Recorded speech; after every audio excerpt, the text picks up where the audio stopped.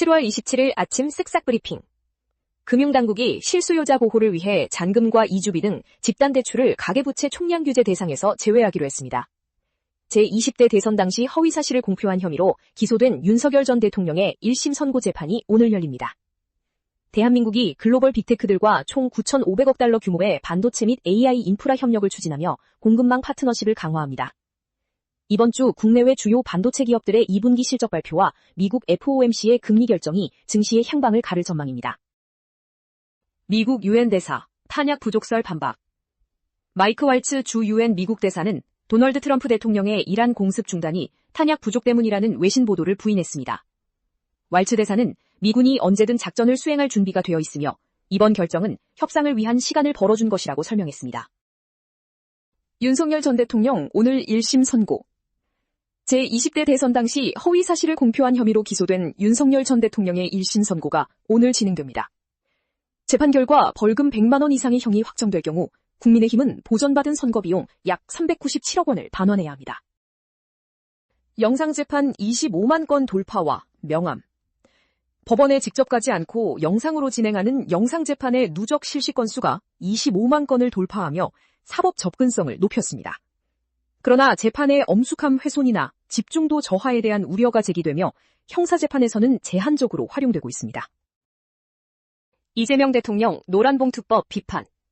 이재명 대통령은 국무회의에서 기업 경영권 행사까지 쟁의 대상이 되도록 규정하는 노란봉투법의 모호함을 지적했습니다. 이 대통령은 노조의 무리한 주장을 강하게 질타하며 산업 현장의 혼란을 막기 위한 법안 개정의 필요성을 강조했습니다. 빅테크 실적 발표와 FOMC 주목. 이번 주 삼성전자와 SK하이닉스 등 국내 기업들과 미국 주요 빅테크 기업들의 2분기 실적 발표가 예정돼 있습니다.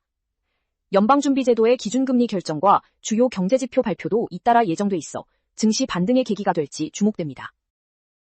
집단대출, 가계부채 총량규제 제외 검토. 금융당국이 실수요자 보호를 위해 잔금, 이주비, 중도금 등 집단대출을 가계대출 총량규제 대상에서 제외하는 방안을 검토 중입니다. 이번 조치는 이재명 대통령이 토론회에서 대책 마련을 주문한 데 따른 것으로 규제 설계가 허술했다는 비판도 제기되고 있습니다. 분당 아파트 셀러 파이낸싱 거래 포착. 경기 성남시 분당구 양지마을에서 매도인이 매수인에게 자금을 빌려주는 방식의 셀러 파이낸싱 거래가 다수 확인됐습니다. 이는 조합원 지위 양도 제한을 피하기 위한 목적으로 분석되며 이재명 대통령의 자택 매각 사례도 여기에 포함된 것으로 나타났습니다. 한미 9,500억 달러 규모 반도체 동맹. 이재명 대통령은 샌프란시스코 AI 서밋에서 대한민국이 신뢰할 수 있는 AI 반도체 공급망 파트너가 되겠다고 선언했습니다. 국내 기업들은 글로벌 빅테크들과 대규모 반도체 협력을 추진하며 삼성전자는 브로드컴과 5년간 2천억 달러 이상의 협력을 맺고 원스톱 턴키 경쟁력을 강화합니다. 분당 야외 주차장 차량 화재 발생. 경기 성남시 분당구의 한 식당 야외 주차장에서 에어컨을 강하게 가동하던 차량에 불이 나는 사고가 발생했습니다. 폭발음과 함께 불길이 치솟았으나 운전자가 빠르게 대피하여 인명피해는 없었습니다. 두산 양의지 결승타로 삼성의 완승. 두산 베어스가 삼성 라이온즈를 상대로 7대0 완승을 거두며 연패 사슬을 끊어냈습니다. 주장 양의지는 삼성의 새 외국인 투수 보스를 상대로 3타점 결승타를 터뜨리며 팀의 승리를 이끌었습니다. 가수 비비, 워터밤 19금 퍼포먼스 논란.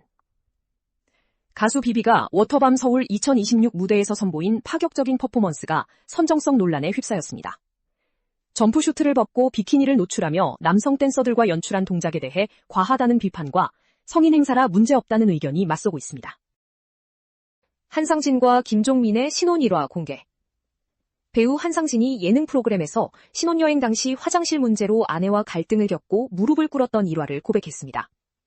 한편 함께 출연한 김종민은 아내에게 외박 허락을 받으려다 단호하게 거절당해 웃음을 자아냈습니다.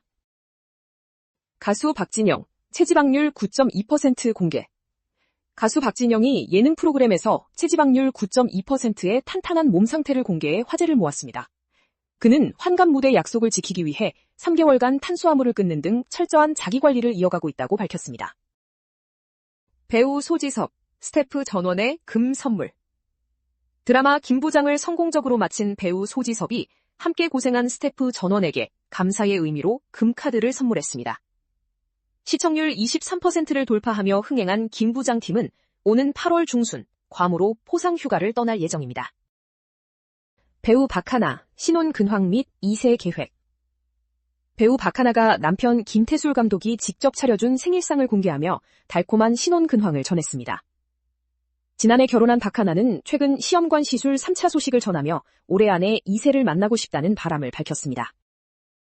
황보라 시아버지 김용건과 아들 공개.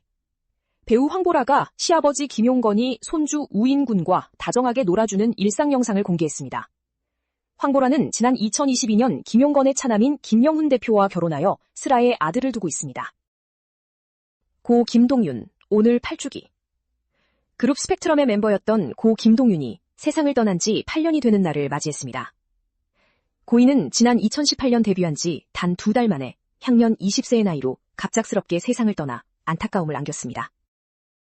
이찬원 톡파원 25시 랜선 여행. JTBC 예능 프로그램 톡파원 25시에서 스페인 바르셀로나와 멕시코 과달라하라를 둘러보는 랜선 여행을 선보입니다. 출연자 이찬원은 바르셀로나의 명소 영상을 감상하며 뜨거운 반응을 보입니다. 그룹 리센느, 파손 태블릿 1화 재조명. 그룹 리센느가 데뷔 초 액정이 심하게 파손된 태블릿을 사용하며 팬들과 소통했던 과거 영상이 다시 주목받고 있습니다. 최근 리센느는 음악방송 1위를 차지하는 등 성공을 거두며 활발히 활동하고 있습니다. 더 많은 정보는 쓱싹뉴스 앱에서 확인해주세요.